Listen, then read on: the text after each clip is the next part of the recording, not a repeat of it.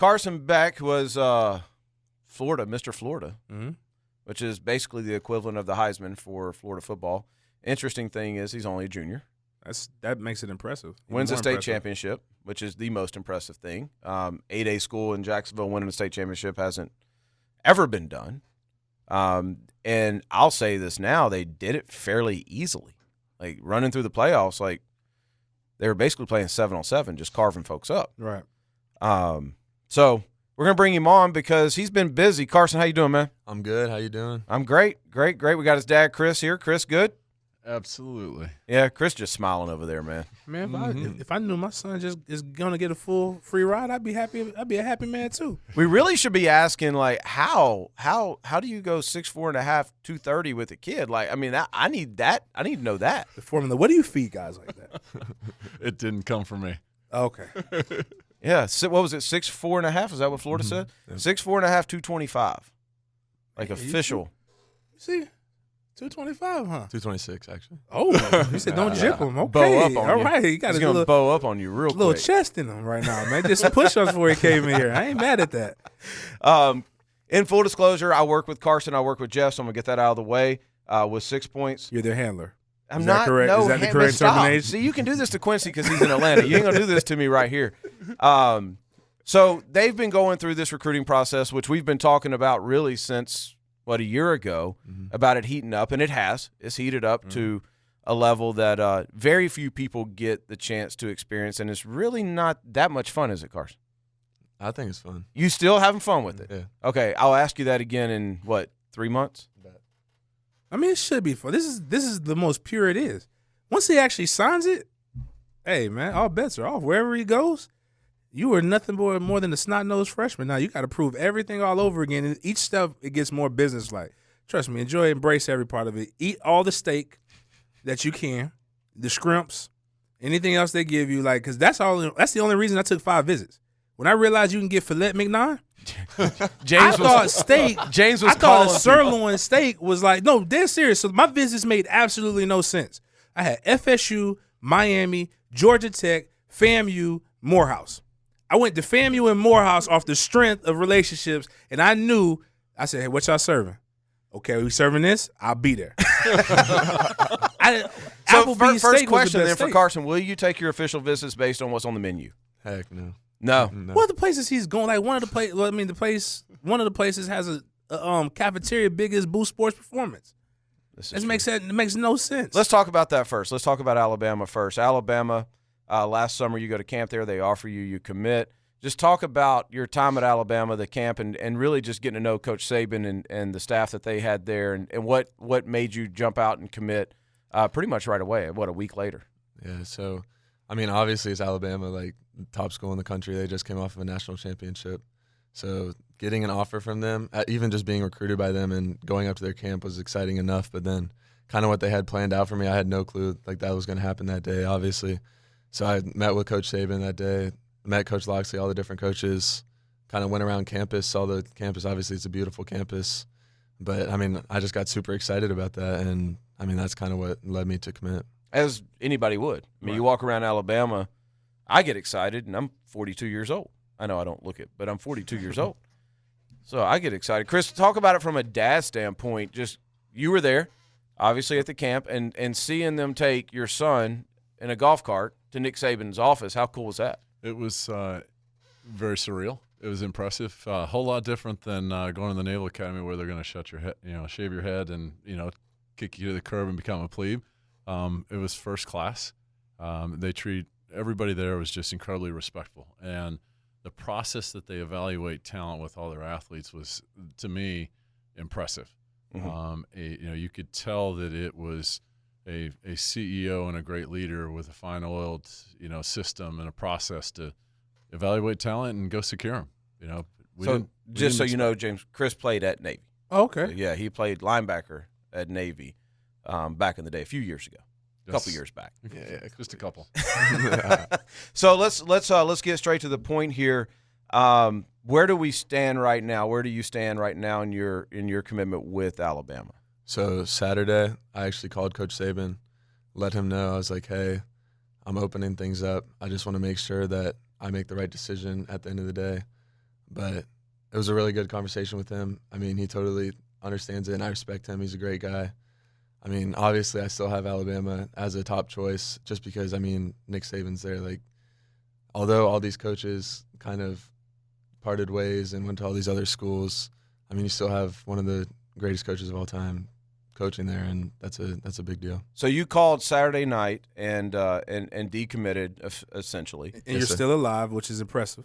And I have no idea how that would go, but that's awesome. So how'd that conversation go with Coach Saban as far as, you know, are they still going to actively recruit you? Are they still one of the places that you're considering? Where do we stand there? Yes, sir, absolutely. It's still one of the places that I'm considering.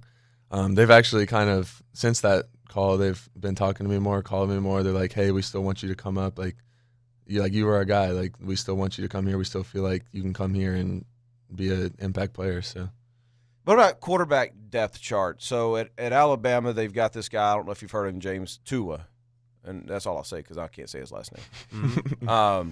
Well, Tua's little brother, okay, is he an early enrollee or just I don't know. He's going there, and then Bear Bryant's grandson is going there. They're signing 2 quarterbacks this year. So how much does that play into? Not them specifically, but how much does that play into where you're looking at the quarterback depth chart, or do you really even care? Yeah, to me, I really don't care. I mean, wherever I go, I feel like I'll go in and compete for a starting job no matter what, and that's kind of just my mindset, and that's kind of how I've always been. That's what I'm talking about. Bump Bear Bryant's grandson. That's what he essentially said, right? That's not what he said at all. He's like, I'm coming in to start wherever I go. So, you know, he's straight. You don't need him. Got to give him the offer off the strength. If anybody would like to hire James for paraphrasing, it's kind of like I could be the angry recruit translator. Like, with all due respect, I want to come in and I'm going to compete. Bump your kids. Bump them kids. That's my job. I'm coming in to take. With all due respect. With all due in the respect. Geneva Convention. What others? All right, so Alabama, you've officially decommitted. You talked to Coach Saban. If you could tell him, I'm going to back off a little bit, you could probably talk to anybody. What other schools are you actually considering? Like, you don't have to necessarily give a top 5. Just what are some schools that you would like to learn a little bit more about now that your recruiting is opened up? So this past weekend, I visited Florida on Saturday and then went down to Miami on Sunday. So those are 2. And then Georgia Tech's kind of in the mix. I feel like I'm going to go up there and visit them. But we'll kind of see kind of all these other schools that might jump in. Oh, wow. Georgia Tech is an interesting one that's picking up a ton of steam with a lot of kids. Mm-hmm. Like if y'all want to hear a school that's on the rise, I mean, they still got to perform on the field. Right. But from a recruiting standpoint and just an identity standpoint, Georgia Tech's probably made more headway in the past month than any other school in the country. Can you imagine going on a recruiting trip last weekend? Yeah, the Super Bowl? Yeah, to Georgia Tech, it probably had to be lit. Yeah. It's a good look. I'm sorry, just again recruiting. It's a good look. What about Miami? Did you get a chance to go into the IPF?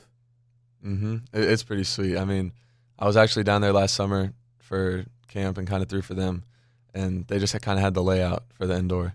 But getting down there and seeing that, I mean, it's definitely something special down there. So. Okay. He's waiting for a joke. You saying it was sweet. So James played at Florida State. He loves to make fun that they don't have a 100-yard indoor. Like making fun of they don't. That's a fact. It's like 50 yards, right?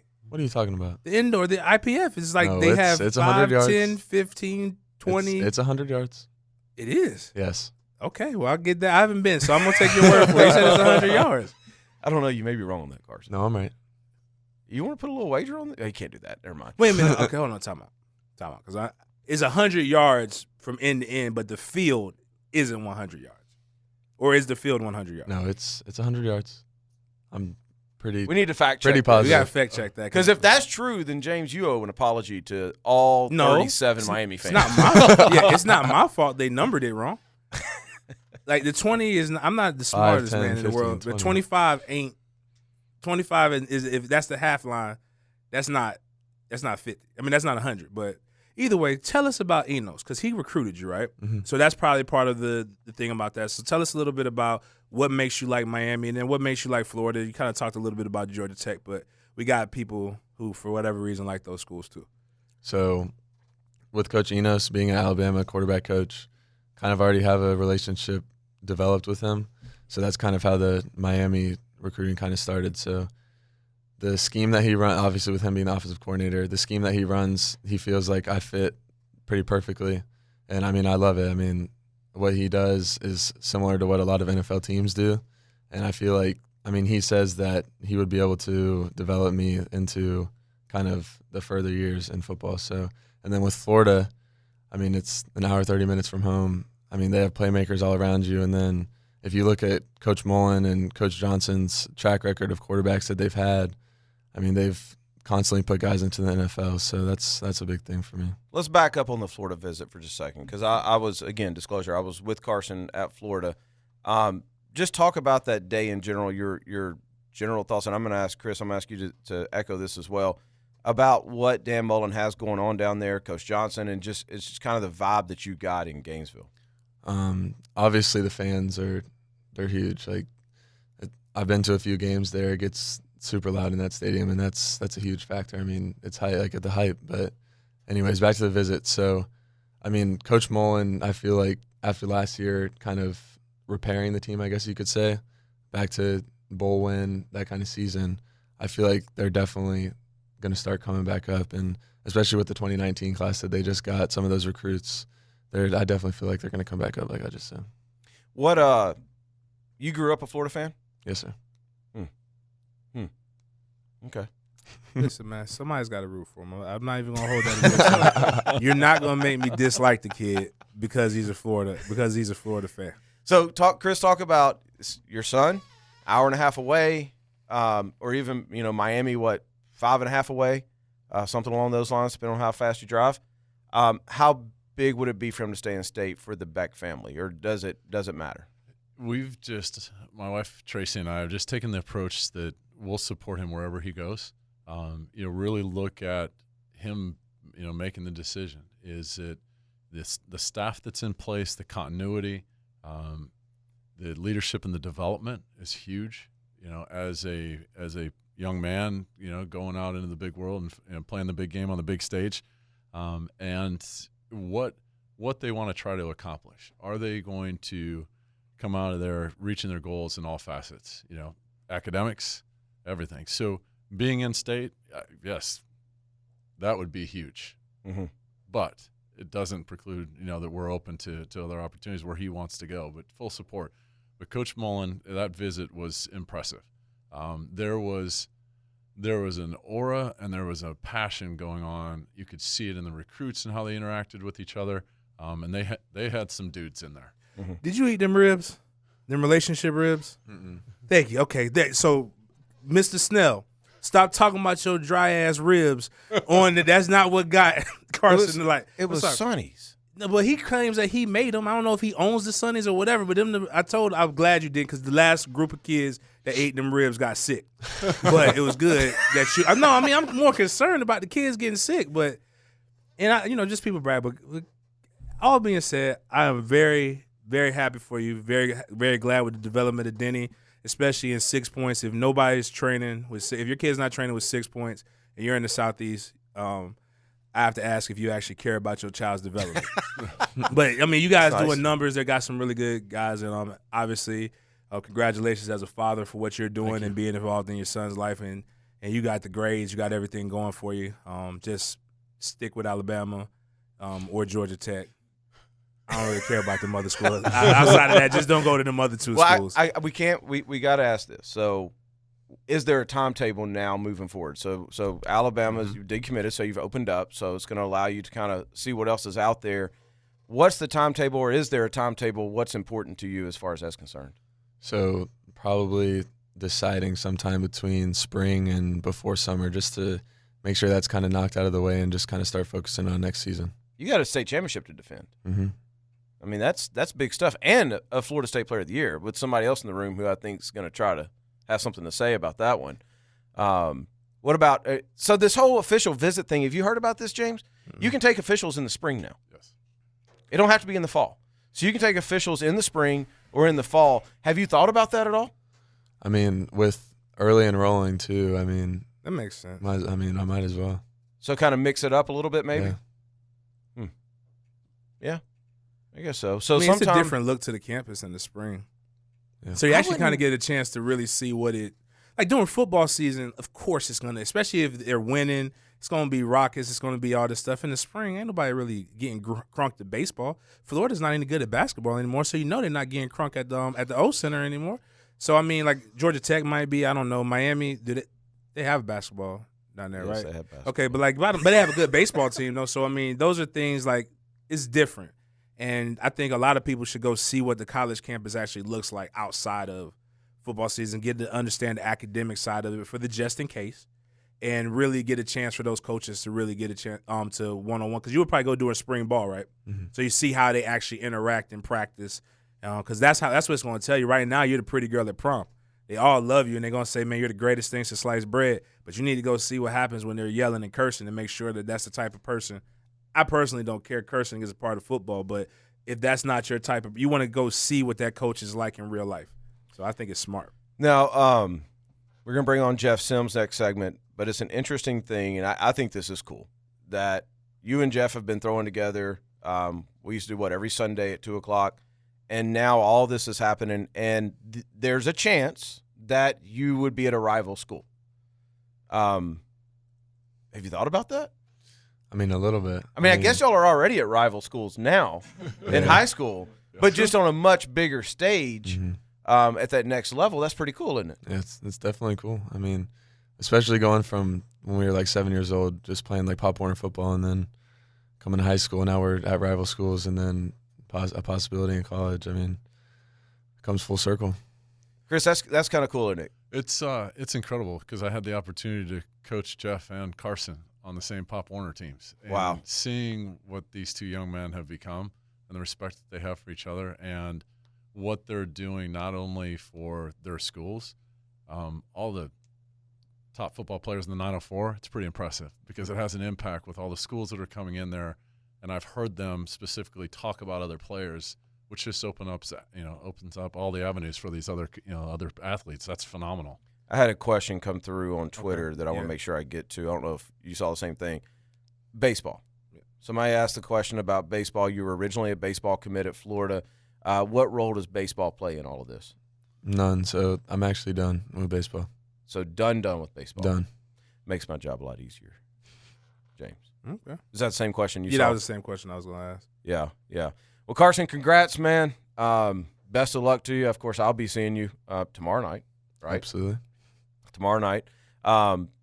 Glad that this is out, and glad that you can kind of move forward and see what else is out there. And you've got a whole city. Like, that's the great thing about Jacksonville, seriously, is there's a whole city pulling for you here. And a lot of big cities aren't like that, but around here it's that way. So everybody talks about it, Jeff Sims, Carson Beck, and whoever else it is. And by the way, that 2020 class is loaded at every position just about. I mean, guys like Fred Davis. And it's crazy the amount of talent in 2020, 2021 in this area. It's going to be a wild ride around here, and Carson and Jeff are headlining that way next year. So, Carson, congratulations. Thanks for coming on, man, and we'll be paying attention. Yes, sir. Thank you.